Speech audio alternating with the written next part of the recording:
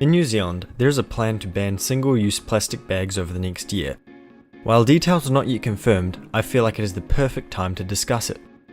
There are reasons for the ban, such as the negative effects that it has on the environment, but as they have been gone over by many others, and as someone who has a bias against the ban, I feel like I won't explain them as well as they should be, and would therefore recommend seeking out said arguments.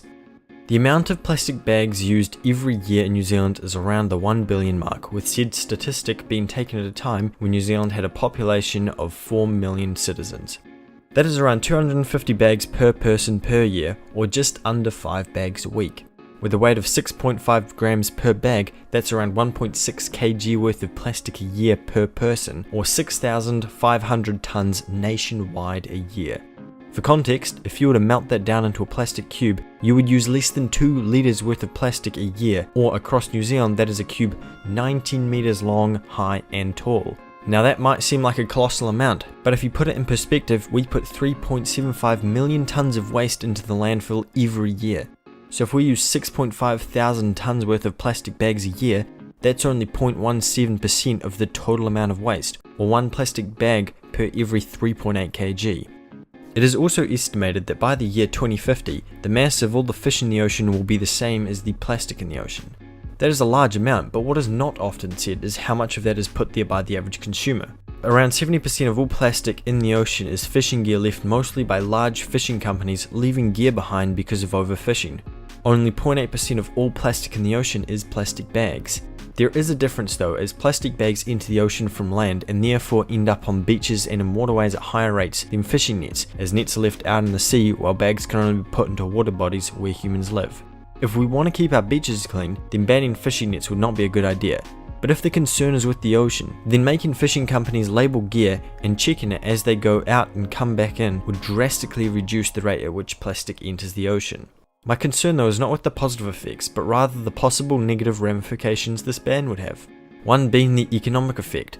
Often with government regulations and legislation, small businesses suffer the most as regulation goes hand in hand with increased costs. Larger companies can eat the cost as they have larger profit margins, but smaller ones have to cut costs elsewhere, normally by making employees redundant or in extreme cases shutting down.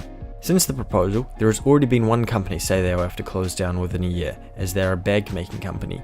Everyone there will be fired and have to find a new job. This is a very extreme case though, as the cost difference between a plastic bag and reusable or biodegradable replacement will probably not exceed that of a worker's pay. Something to think about is that it may be the case that reusable bags can be worse for the environment in unexpected ways. A study from the Ministry of Environment and Food in Denmark found that the production of conventional cotton bags is so inefficient that they have to be used 7,100 times before they would have the same environmental impact as just using single-use bags. That means you would have to use it for 28 years straight before it has a neutral effect. Organic cotton bags are even worse, requiring 20,000 uses or 80 years of continuous use before it's environmentally beneficial. A stat often thrown around is that reusable bags last just as long as 700 single-use bags. If this were the case, it would make cotton bags 10 times as bad for the environment. This won't be catastrophic, as in the grand scheme of pollution, plastic bags are such a minute part of the problem. If the government decided not to go through with this ban, it's not like things wouldn't change. Countdown, for example, was already on its way to phase out single-use bags. They planned on selling their reusable bags for just $1, and in the unlikely event that you did need a plastic bag, they would sell them for 15 cents. This would be a brilliant test case for the logistical problems that might arise as a result of the ban without the need of a nanny state telling us what to do. Reusable and single-use bags would continue to be improved to the point where they are cheaper, more biodegradable, and better for the environment. You can already buy 40 biodegradable bags for 45 cents each, and Countdown has reusable bags for $1. In summary, plastic bags are a minute part of the waste problem. The ban may even have mild negative economic or environmental effects, and even without the ban, it is possible that things would naturally improve. We don't need the government to make these decisions for us. All sources are linked in the description. Thanks for your attention.